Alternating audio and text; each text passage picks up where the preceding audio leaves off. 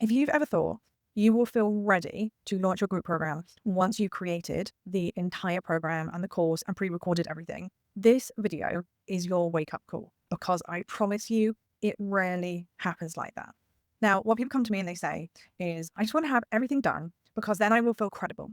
Then I will know it works, and then I will feel more confident selling it. But honestly, the biggest risk to your group program is not that it's going to be rubbish, that the content's going to be like just a bit shit. The biggest risk is that you never launch your group program in the first place. You will get stuck in perfectionism. You will get stuck in tweaking. You will get stuck in pressing record on the next module, because the process of recording a course grows and grows and grows. It becomes this massive beast that's so hard to stay accountable to before you have someone waiting for you to deliver it, before you have someone that has paid you and is like, I'm waiting for this course now, please deliver it. So that's why I will always, always say and stand by, you should sell your program before you create it. Now, wait, before you come out with your ethical pitchfork saying, that's not ethical, Gemma. How can you possibly sell something before you've actually recorded the content? Well, let's talk through this. You will likely have run through this content, gone through this process yourself. It is from lived experience. And if it's not from something you've experienced, it will be something you've worked through clients with, probably multiple times in a one-on-one scenario.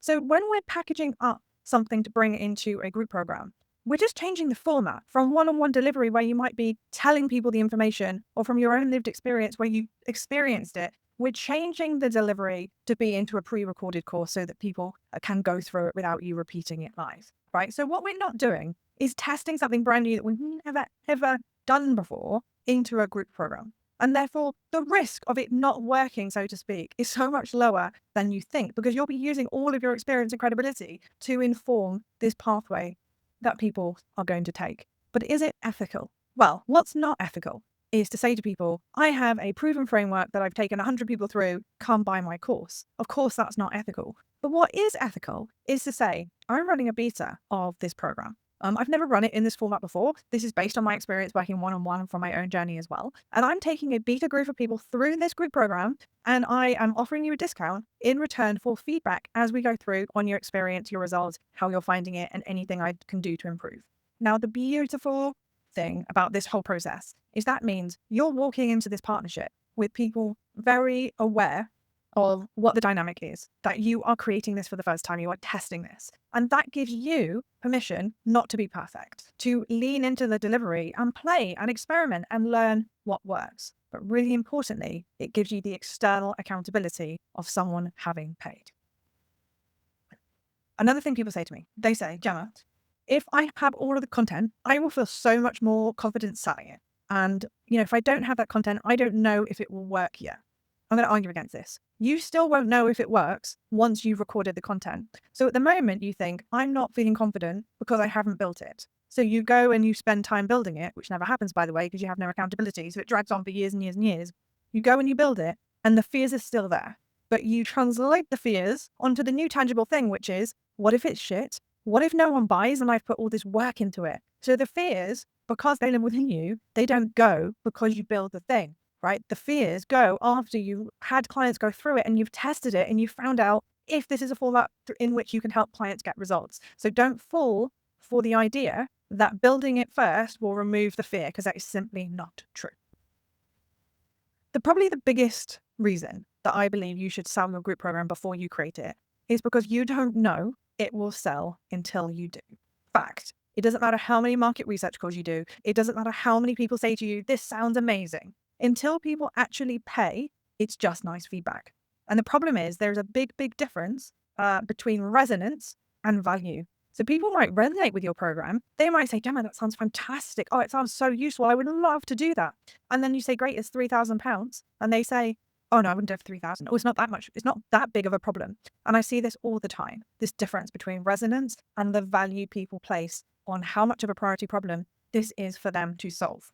So the only way you know if you've landed on an offer that is going to sell on repeat, and not just to your super fans as well, is when you sell it. So what you don't want to go do is go do a year's work building a course and slugging your guts out, recording all of these modules, only to take it to market for people to say, I don't want it.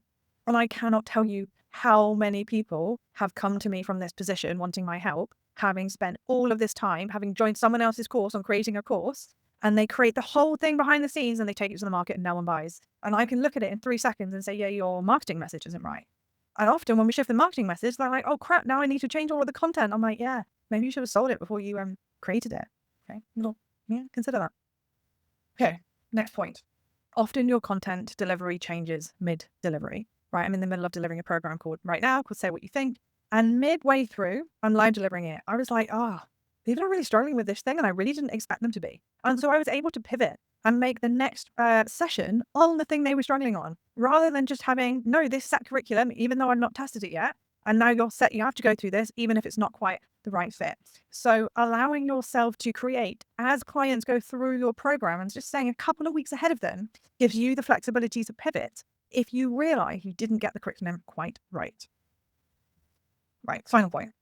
Let's talk about what you actually need then to sell, because hopefully you see all of the reasons it's really, really unwise to spend a year creating a pre-recorded curriculum you have not yet tested the sales message for. You have not yet had someone pass the credit card test and pay for it. So what do you need? You need to have articulated the offer. So it needs to be a clear problem that you're solving in a specific context to a clear transformation that your clients want. And then you need a strong point of view on, hey, here's how I get you from island A to island B. And this is why I think my way is great. And this is how I deliver it. Like it's weekly coaching sessions, there's a pre-recorded curriculum, whatever it is, right? You need to be able to explain your pathway, your roadmap, the problem, solution, and the logistics of how the offer works. You don't even need it written down. You can have it written down. I get my clients to write it down because it often helps with the articulation. But as long as you can explain it and people go, yeah, I'd like that. That sounds good. And they pay, that is all you need to sell the offer. Now, ideally, to give you a bit more confidence as well, you've mapped out the curriculum. So you've got like the steps people are going to take. You know the deliverables of each module. But what you haven't done is created all of the slides and hit record, right? That's enough. You don't need a finished portal. You don't need to spend hours recording. You don't need to have done like all of this superficial stuff that people don't need yet. They just need the offer and they need you to articulate it clearly so they can say yes. And if you follow my advice, I've potentially saved you years of procrastination and tweaking that you just don't need to do.